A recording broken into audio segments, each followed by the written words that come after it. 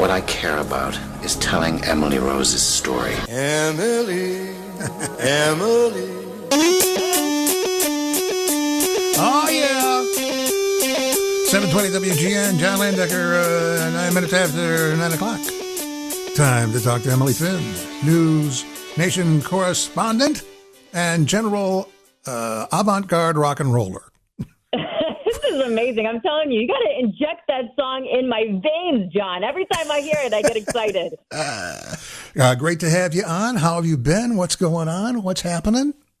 Oh, living the dream, living the dream. I am actually back in our home in Michigan, hanging out with family this week. We're having a little pre-Christmas celebration. As you know, the news never takes a day off, not even to celebrate Jesus' birthday. So no, it doesn't. I will be working on Christmas Eve, working on Christmas, and my family knows the drill at this point. I haven't had a Christmas off in years. So we're celebrating here together in Michigan.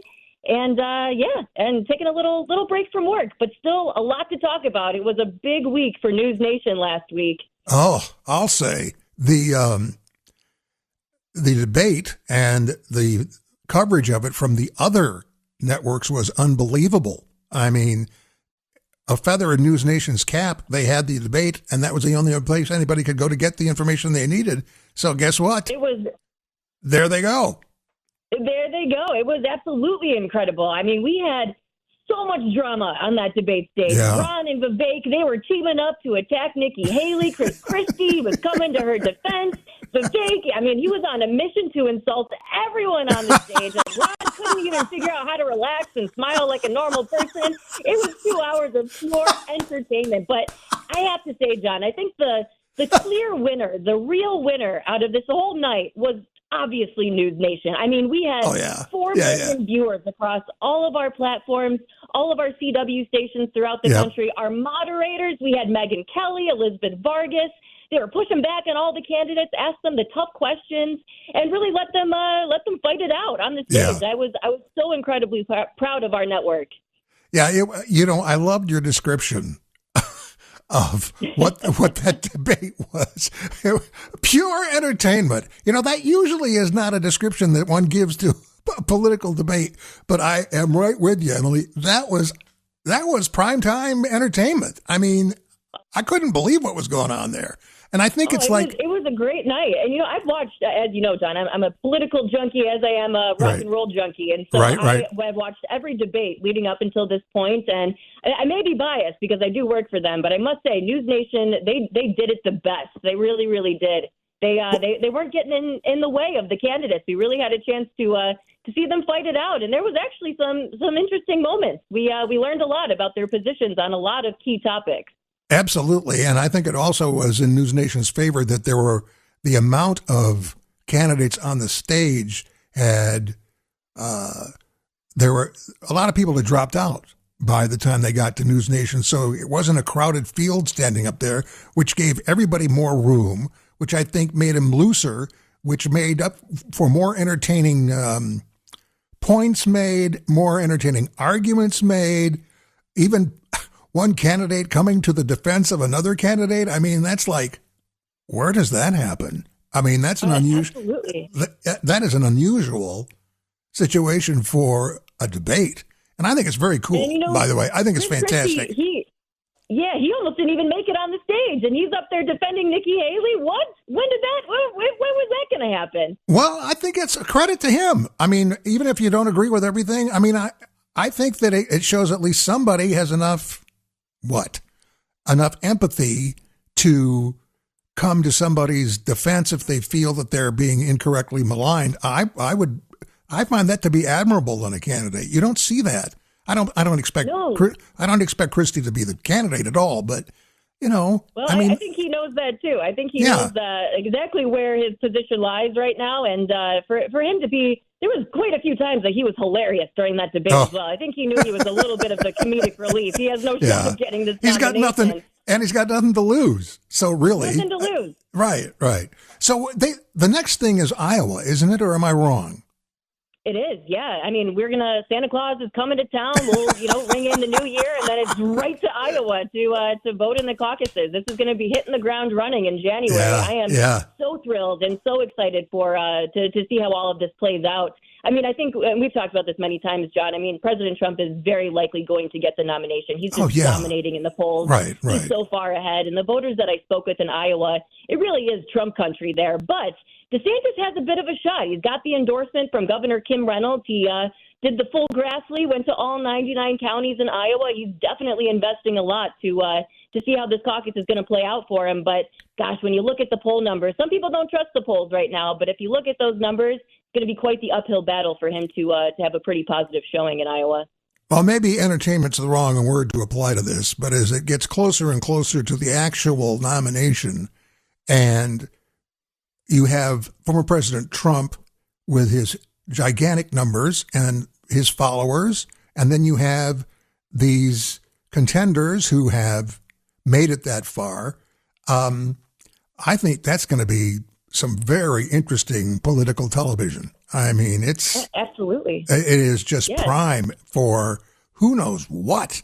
I mean, just even getting there is just like something I've never seen before.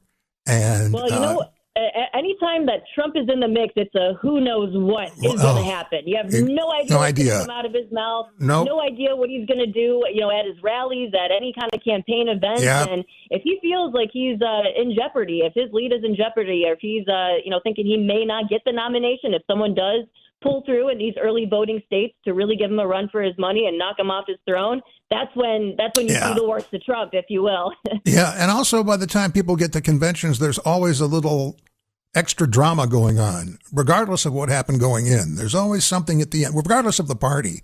I mean, I've just seen too many conventions where backdealing and political maneuvering was going on right up until they announced the nominees. And I think the Republican convention is going to be truly a historical political event. Let me just put it that way.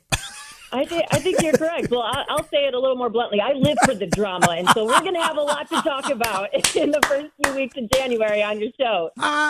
Okay, I'm going to switch gears here because I was told, well, first of all, how about Kiss, the band? How about Kiss? One of my favorite bands of all time. Now, I understand that you dressed as a member of Kiss when you were a youngster for Halloween? John, you know what? My poor parents, they were getting phone calls from the whole neighborhood saying, you got to check on that Emily kid. I scared everybody. I was dressed up as Gene Simmons. I did it all out. I had the full demon makeup. I had a wig. I was only like maybe 12, 13 years old at the time, and they were like, what is wrong with this little girl?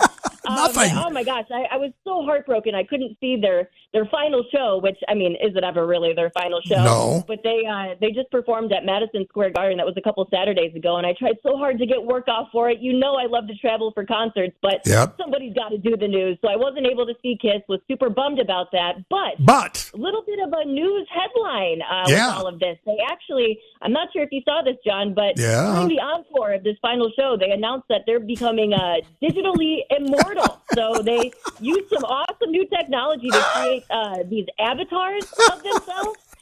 I mean, what kind of world are we living in? We got the Beatles using AI to put new music out. Now Kiss is turning into avatars. You know what? For a fan like me, I never got to see these guys in their prime. I never got to see them live at all. So this is kind of like the next best thing. I'm pretty excited about it. Yeah, but you're right, though. I mean, the artificial intelligence, the use of sophisticated technology, it's showing up in all sorts of interesting places. And what Kiss is going to do with their avatars down the road will be extremely interesting. And, they're great rockers, but they're also pretty hip when it comes to business. You know what I mean? They know how to deal with their image, and they know how to make a buck on it. Yeah.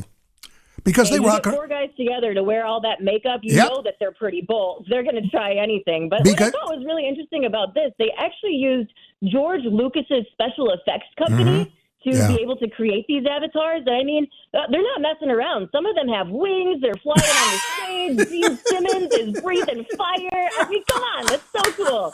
So, hey, John, I still may get to lose my mind in Detroit Rock City one day. I'll tell you. Well, rock and roll all night and party every day. You know, Emily, it is always a blast talking to you. Have a great week, and I hope to talk to you again soon, maybe next week, if we're lucky. Fantastic. Looking forward to it, as always. All right. Thanks, Emily. Man, what a riot she is. I'll tell you, Emily Finn, News Nation correspondent and rock and roll aficionado. John Landecker at 720 WGN.